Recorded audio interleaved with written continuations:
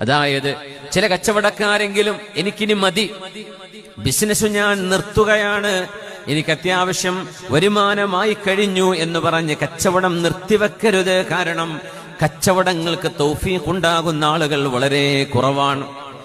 കച്ചവടത്തിന്റെ ഒരു തൗഫീഖ് അള്ളാഹു നൽകുന്നതാണ്.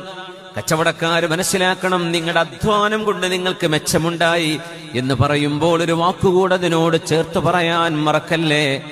വതൗഫീഖ് റബ്ബി,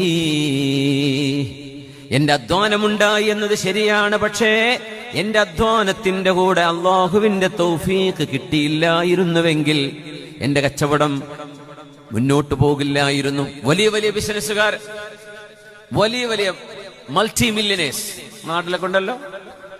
ഞങ്ങളുടെ അധ്വാനമാണ്, കഷ്ടപ്പെട്ടതാണ്, കഷ്ടപ്പെട്ട് ഉണ്ടാക്കിയതാണ് എന്നവർ പറയുകയാണെങ്കിൽ നമുക്കതിന്റെ കൂടെ ചോദിക്കാനുണ്ട്, നിങ്ങളെപ്പോലെ ലോഞ്ചിൽ കയറി, വഞ്ചിയിൽ കയറി, ബോട്ടിൽ കയറി, മരം കൊണ്ടുണ്ടാക്കിയ വഞ്ചിയിൽ കയറി കടലിൽ ഇറങ്ങി നീന്തി അക്കരെപ്പറ്റി ഗൾഫ് കണ്ട എത്രയോ, അന്ന് പോയ എത്രയോ മനുഷ്യന്മാർ നിങ്ങളുടെ കൂടെ, നിങ്ങളോളം നിങ്ങളെക്കാളും അധ്വാനിച്ചവരുണ്ടായിരുന്നല്ലോ.